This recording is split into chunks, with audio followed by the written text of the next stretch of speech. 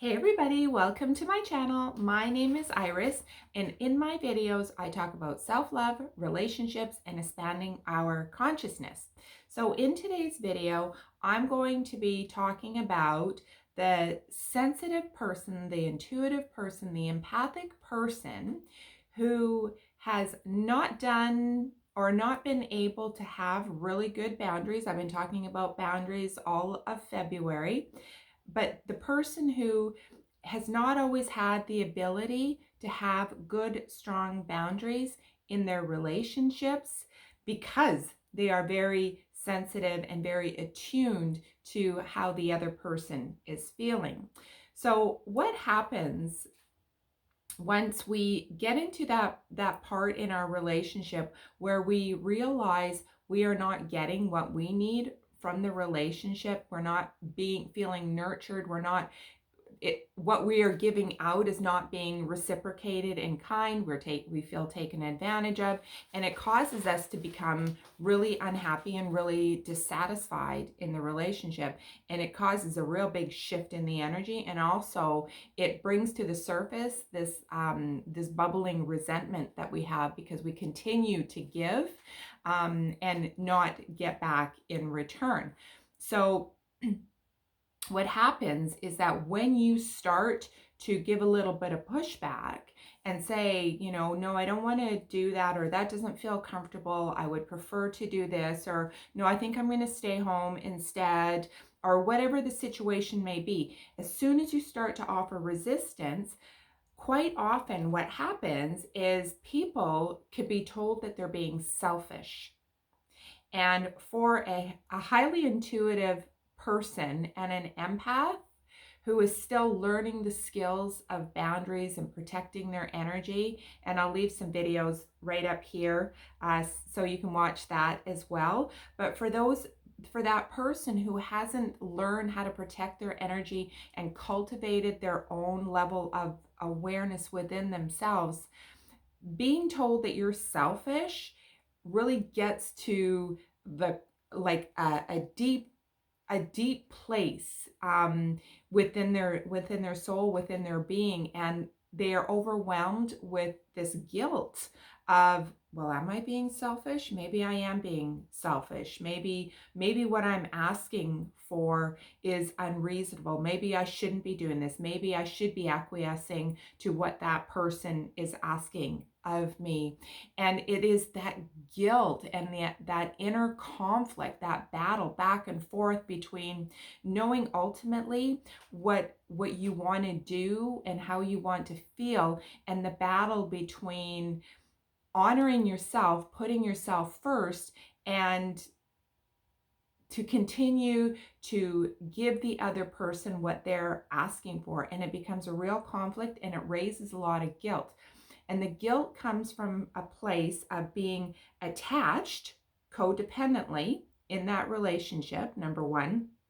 The second part of it is, as an empath, you are acutely attuned to the sensitivities of that person, and you don't want to see them hurt, and you don't want to see them in pain. And then when you put yourself first and you try and give a little bit of a pushback, and their rebuttal is, you're being selfish in whatever language or words they're going to use, but it makes you feel bad for choosing yourself.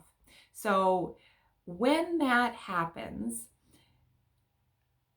I would like you to be aware of exactly the pattern that is going on in that situation. So one of the things that is going on in that situation is when somebody else reflects back to you and says, you're just being selfish. You have to remember in that moment that lashing out is actually them speaking their inner wounding language.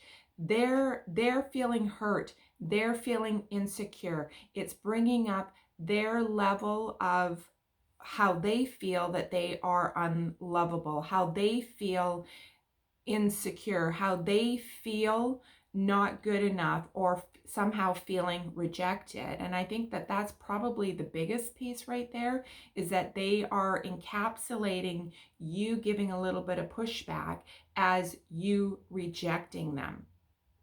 Again, recognizing that as a sensitive person and as an empath, that in and of itself is going to invoke a whole bunch of other emotions within you as well, knowing that you providing that resistance and honoring yourself is going to make them feel uncomfortable and is going to bring up those issues, triggers within themselves, right? Those are triggers. When we say, no, I'm going to honor myself and I just want to stay home and sleep, you go on ahead and I'll catch up with you in a few hours, or I'll see you in the morning, or whatever the situation happens to be. That's triggering them to have a look at their own woundings and the things in them that they need to heal. And so for you who are struggling with the guilt of having the good boundaries, what I would like you to remember is that when you honor yourself and when you do what is good and right for you, you give the other person permission to also honor and value themselves and do what's right for them. And that's a tough one, because we have no control over what another person chooses to do with the triggers that our boundaries will invoke in the other person. And that's a really difficult thing. But when you are still learning to have the boundaries, learning to put yourself first, learning to listen to yourself and tune into what you need, that's not being selfish. That's being selfless and having more love for yourself. And that's what you need to have. That's what you need to have. It is your selflessness and giving of yourself and not honoring that part of you that has other needs in any given situation that has gotten you into a position of being in an unhealthy situation. And not all relationships are toxic. Sometimes things are just not healthy and they need to be rejigged a little bit, and the rejigging process causes a lot of uncomfortableness for both people. But just know, when you come from that place of love, when you start looking at yourself and going like, this is what I need. I need to take care of myself. I need to sleep. I don't feel like going out and partying all night. I just want to stay home and relax. And you go ahead and do that thing that you want to do. It's not about rejection. It is not a cause for extreme guilt. It is about acknowledging that, hey, you know what? I'm going to do something that is important to me that I need to do for myself, whatever that situation is. So as you move along this process of becoming more of a healthier you in relationships and partnerships, remember that you are going to be met with resistance from people that you are having unhealthy relationships with.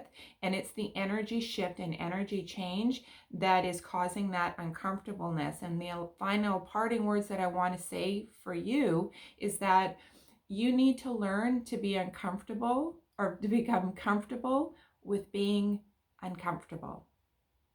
You need to learn to be comfortable with being uncomfortable, because on the other side of that uncomfortableness is a lot more peace and clarity and feeling calm and peaceful. Okay, so I hope that you have found some value out of this video. If you would like to get in touch with me, you can send me an email or you can leave a comment below this video. Until I see you again, I'm wishing you so much love. Take care.